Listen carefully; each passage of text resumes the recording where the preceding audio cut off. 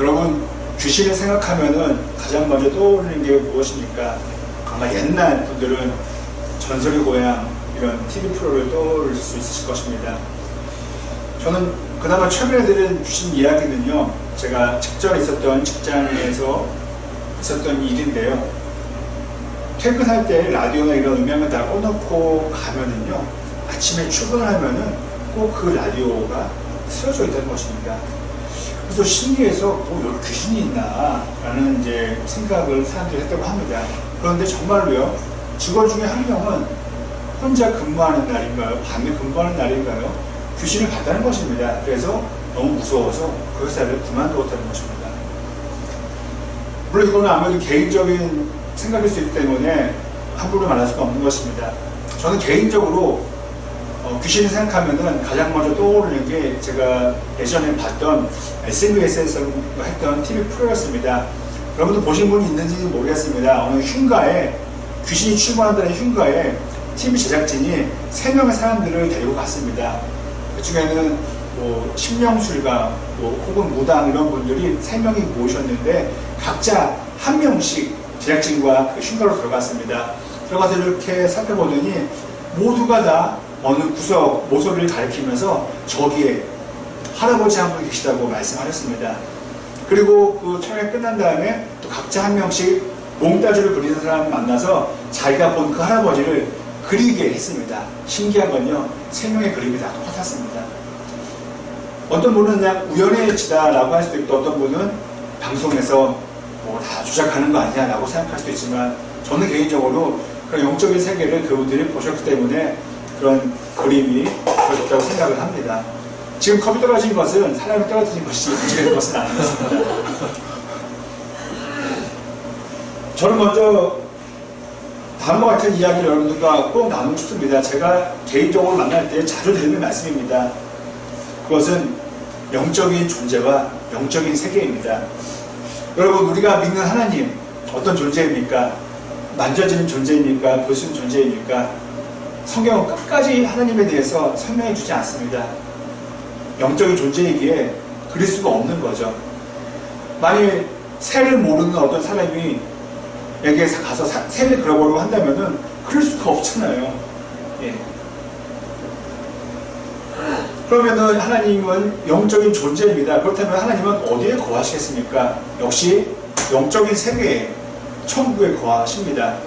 예수님은 하나님의 오른쪽에 계시다고 합니다. 어디 계시겠습니까? 천국에 계신 것이죠. 제가 지난주 주일날 밤늦게 친한 친구와 만나서 이야기를 하다가 복음을 전했습니다. 그 친구는 복음을 좀 아는 친구입니다. 저한테 하는 말이 그겁니다. 고목사, 너 하나님을 믿어. 제가 물어봤어요. 그럼 하나님 어디 계시니? 내 마음속에 있는 거 아니야? 나는 틈틈이 성경도 읽고 이런 기도도 해.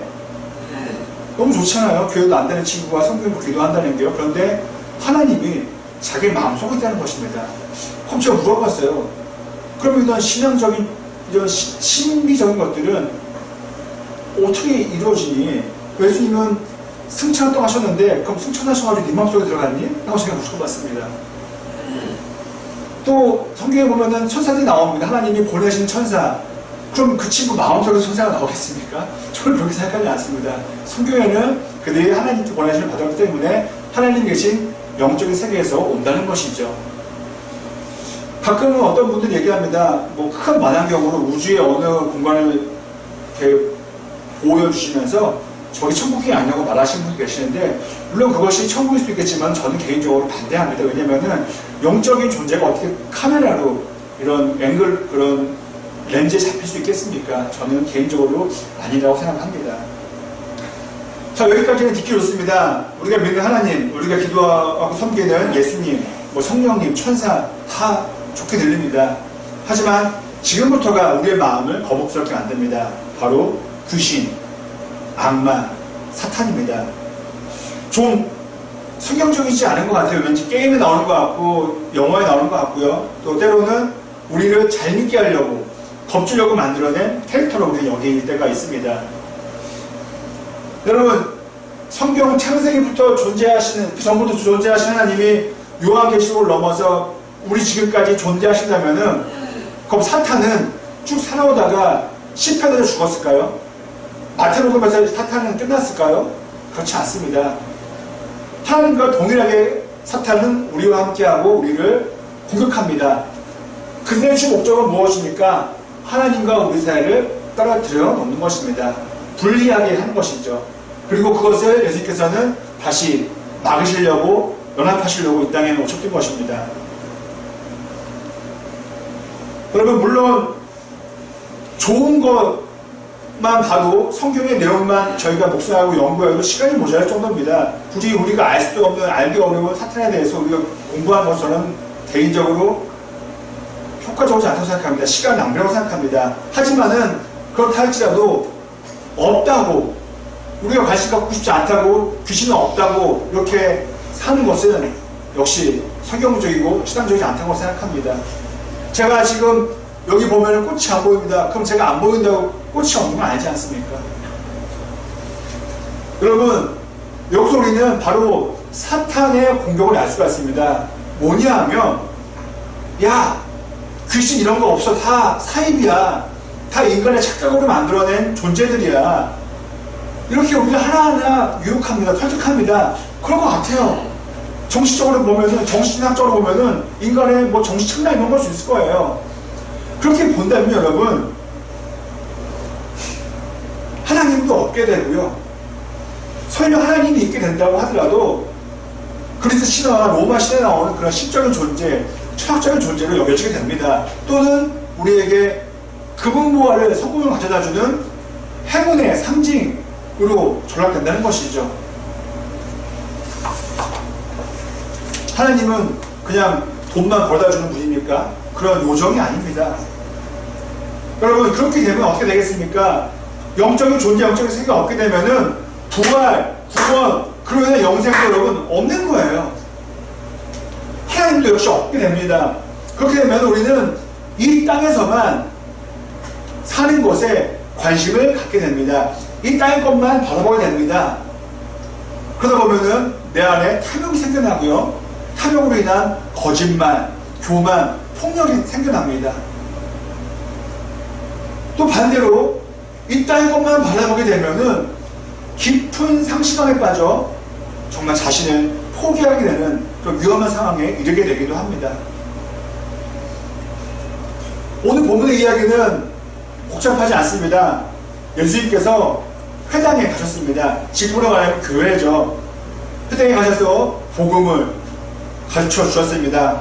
사람들은 그 권위 있는 가르침에 놀랐습니다. 오, 대단한 말씀이야. 그런데 그때 갑자기 귀신 들린 한 명의 사람이 등장합니다. 그리고 그는 큰 소리로 외치면서 이렇게 말했습니다. 예수님, 왜 오셨습니까? 그리고 당신은 하나님이 보내신 거룩한 사람입니다. 누굽니까? 하나님의 아들이라는 것입니다. 여러분, 이거는 믿거나 말거나 합니다. 여러분, 믿거나 말거나 합니다. 저도 오늘 목사님의 이야기를 통해서 들은 겁니다. 설교를 통해서. 여담입니다. 어느 무당인가요? 그분이 교회에 원래 오셨다고 합니다. 인천에 어느 교회인데요. 교회에 오셨는데 그분은 이제 영적인 게 보이는 거예요. 보였는데 다 교회 공동체에 다는 아니지만은 좀 들은 이야기입니다. 믿거나 말거나 하면서 성경적이라고 함부로 말 수 없는 것입니다. 졸음을 주게 하는 마귀들이 그 성도들 옆에 가서 자꾸만 졸리게 한다는 것입니다. 저도 많이 들어봐서 압니다. 제 말씀 뭐냐면은 전날 잠을 못 잤거나 피곤하면은 이거는 졸려온 건 당연합니다. 그런데 충분히 잤어요. 안 피곤해요. 저도 그런 경험이 많습니다. 안 피곤한데 예배만 드리게 되면은 졸음이 옵니다. 저는 그것도 다르게 보면은 저 자신의 문제라기보다는 사탄의 예배를 방해하는 공격이라고 볼 수 있다고 생각합니다. 여기서 우리가 회당의 이야기에서 볼 수 있는 것은, 여러분, 제가 아까 말씀드렸죠. 회당은 교회입니다. 그런데 그 회당에 귀신들이 자가 있다는 거예요. 앞뒤가 안 맞는 겁니다, 여러분. 회당이 어떤 곳입니까? 유대 랍비들이 하나님의 말씀을 전하던 곳이었고요. 아무리 문제가 있어도 그 당시에 가장 거룩한 공간이었습니다. 그런데도 사탄은 거기에 있었다는 것이죠. 귀신들이 그곳에 있었다는 것입니다. 이 말은 어떤 장소와 상징이, 여러분 저는 회당에 못 가봤습니다 하지만 분명히 하나님을 나타내는 그런 그림이나 사인이 있었을 것입니다. 그렇다면 여러분, 어떤 거룩한 공간이나 거룩한 상징이 악한 영을 물리칠 수 있다는 것이 아니라는 것입니다. 그것만으로 사탄을 없애게 하지는 못한다는 것입니다. 왠지 우리는 사탄하면은, 귀신하면은 어느 칙칙한 곳, 이런 데를 생각하지만은 오늘 이야기의 배경은 교회였습니다. 여러분, 제가 자주 말씀드리는 것이죠. 성경책이 있다고 귀신아 물러가, 사탄아 물러가, 만약 이것이 맞다면은요, 집에다가 성경책을 100권, 1000권 쌓으면은요, 귀신이, 사탄이 우리 집에 못 들어오는 것이죠. 그럼 더더욱 교회에는 들어올 수가 없는 것이죠. 십자가만으로 사탄을 몰아낼 수 있다면은, 그럼 저희 집에 십자가를 여러 개 두겠죠. 하지만은 그렇지 않다는 것입니다. 성경이 십자가가 힘이 없는 것이 아니라, 성경은 들고 있을 때의 역사가 일어나는 것이 아니라, 성경을 피고 읽을 때, 깨달을 때 그때 역사가 일어난다는 것이죠. 십자가 역시 그냥 십자가만으로, 어떤 심벌만으로 능력을 발휘하는 것이 아니라, 그 십자가에서 하나님이 아들 되신 주님이 우리의 죄를 위해서 피를 흘리며 죽으셨지라는 것을 믿을 때에 성령의 역사가 일어나는 것입니다. 마치 자동차 키가 맞죠. 키는 그냥 하나의 작은 쇠에 불과합니다. 하지만은 자동차에 꽂아서 돌릴 때 시동에 걸리는 것이죠. 바로 오늘 본문에는 이름 모를 한 사람이 나타납니다. 그는 귀신 들린 사람이었습니다.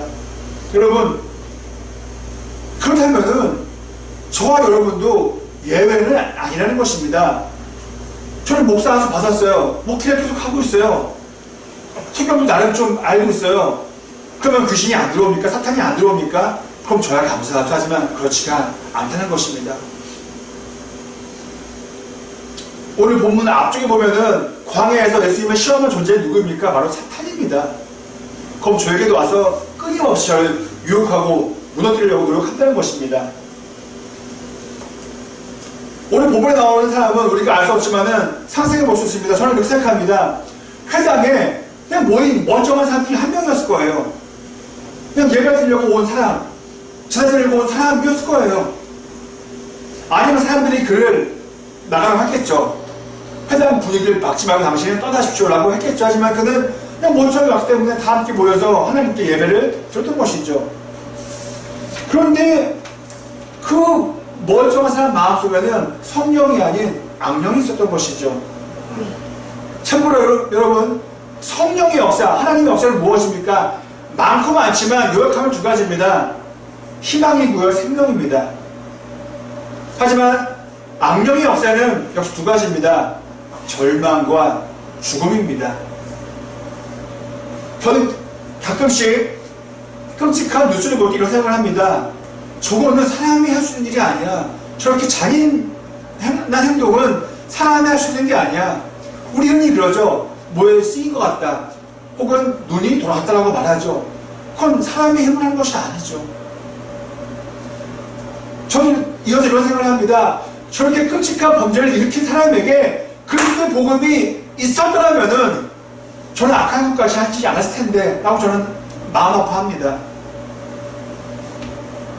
자, 여러분, 그렇다면은 귀신은, 사탄은 어떻게 물리칠 수 있을까요? 그것은 예수님께서 물리쳐 주십니다. 오늘 본문 35절 말씀 제가 읽어드리겠습니다. 예수께서 그를 꾸짖어 말씀하셨다. 예수님이 말씀하신 것, 사탄의 귀신에게 입을 닥치고 그 사람에게서 나가라! 그러자 귀신이 그를 사람들 한가운데에다가 쓰러뜨려 놓고 그에게서 떠나갔는데 그에게 상처는 입히지 않았다. 저는 토요일도 어제도 한의원에 가서 침을 맞았습니다. 잠깐 몸이 뻐근해서 갔습니다. 중병은 아니더라도 놀라지 마십시오. 저는 침을 맞을 때마다 신기한 마음을 갖습니다. 어떻게 바늘로 몸을 찌르는데 몸이 나을까? 그리고 그 옛날에 과학 문명이 발달하지 않았다고 여기는 그때 그 침이 개발됐을까? 정말 신기합니다. 저는 경험적으로 이런 생각을 합니다. 병원에서 못 고치는 병은요, 한의원에서 고치고요, 한의원에서 못 고치는 병은 역시 병원에서 고칩니다. 그것은 저마다의 알고 있는 분야가 다르기 때문에 그렇습니다. 한방으로 못 보는 양방이 있고요, 양방으로는 엑스레이로 못 보는 한방의 분야가 있기 때문에 그렇습니다. 그런데 여러분, 병원과 한의원에서도 둘 다 못 고치는 병이 있습니다. 여러분, 못 고치는 그런 아픔이 있습니다. 그 이유는 그 아픈 부분이, 그 문제 있는 부분이 바로 영적인 부분이기 때문에 그렇습니다.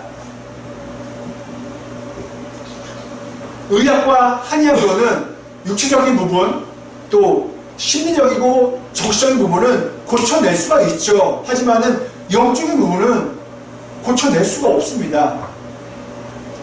왜냐하면 이유는 간단합니다. 의학과 한의학에는 영적인 부분이, 귀신에 대한 존재가, 사탄에 대한 내용이 기록되어 있지가 않습니다. 우리가 한의원과 병원에 가면은 인체 모형도가 있지 어떤 신비적인 것은 나와 있지 않지 않습니까? 그렇다면 여러분, 영혼의 문제, 우리의 영적인 문제만큼은 어디로 갖고 가야겠습니까? 하나님께로, 예수님께로, 성령님께로 가지고 가야 합니다. 만약 저와 여러분에게 악한 영의 역사가 있다면, 혹 저에게 악한 귀신의 영이 있다면은 오늘 말씀처럼 예수님께서는 물리쳐 주실 겁니다. 그래서 절망과 죽음을 향하는 저의 삶을 바꿔주어서 희망과 생명의 삶으로 인도해 주실 것입니다. 여러분들에게도 마찬가지인 것이죠. 저는 이런 영적인 내용에 대해서 다음 시간에 대해서 이야기를 많이 나누지만은 저는 부디 여러분들이 이 땅에서 잘 살기를 바랍니다. 소위 말한 성공적인 삶을 사시길 바래요. 정말 풍요로운 삶, 평안한 삶, 행복한 삶을 바라기를 정말 원합니다. 여러분, 목회자가 성도들을 향해서 기도할 때에 무엇을 위해 기도하겠습니까? 어느 성도가 고난 가운데 이렇게 해주셔라 기도하는 목사가 어디 있겠습니까? 다 행복을 위해서 기도합니다. 잘 되는 것을 위해서 기도합니다. 하지만 여러분, 이 땅에서 좋은 집에서 좋은 차를 끌고 다니면서 정말 은행 잔고에 돈을 많이 쌓아가지고 잘 사는 것은 정말 필요하지만은 저는 부디 여러분들이 눈에 보이지 않는 세계에 대해서 인식하시면서 살아가기를 바랍니다.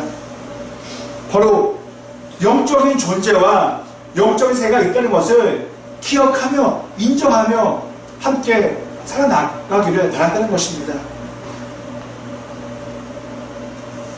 그래서 하나님이, 우리 예수님이 그냥 나에게 이 땅에서 잘 살게 하는 그런 행운을 가져다주는 존재, 그 요정과 존재만으로 남아있지 않기를 간절히 소망합니다. 우리의 영혼을 구원해 주시는 분입니다.